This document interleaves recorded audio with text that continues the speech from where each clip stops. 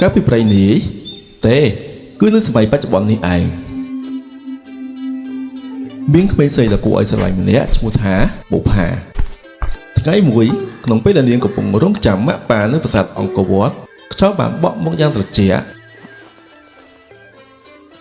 ហើយនាងបានប្រទះឃើញសៀវភៅបុរាណពណ៌មាសមួយ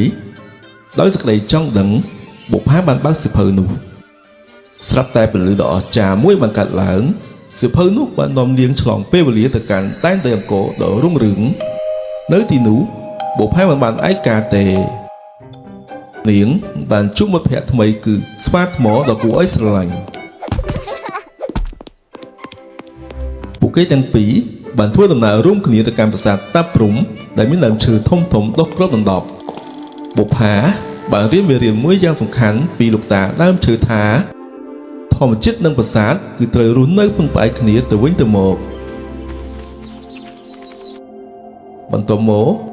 ពួកគេបានទៅដល់ប្រាសាទបាយ័ននៅក្រោមស្នាមញញឹមដ៏ធំនៃមុខយៈថ្មបុប្ផាបានទទួលដំបូន្មានថាចូលធ្វើជាក្មេងល្អនិងចេះផ្ដោះស្នាមញញឹមទៅដល់អ្នកដទៃ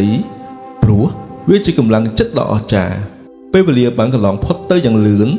ដល់ពេលដែលបុប្ផាត្រូវលាប្រកួតហើយទោះបីជាត្រូវបែកគ្នាប៉ុន្តែបុប្ផាបានយកមកនៅក្តីស្រឡាញ់និងចំណេះដឹងដ៏មានតម្លៃពេលត្រឡប់មកជួបម៉ាក់វិញបុប្ផាបានសន្យាថា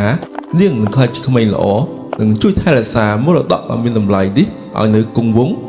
រឿងនេះបង្រៀនឲ្យយើងដឹងថាអង្គរវត្តមិនមែនជាត្រឹមតែជាថ្មទេតែគឺជាដួងព្រលឹងរបស់ពួកយើងទាំងអស់គ្នា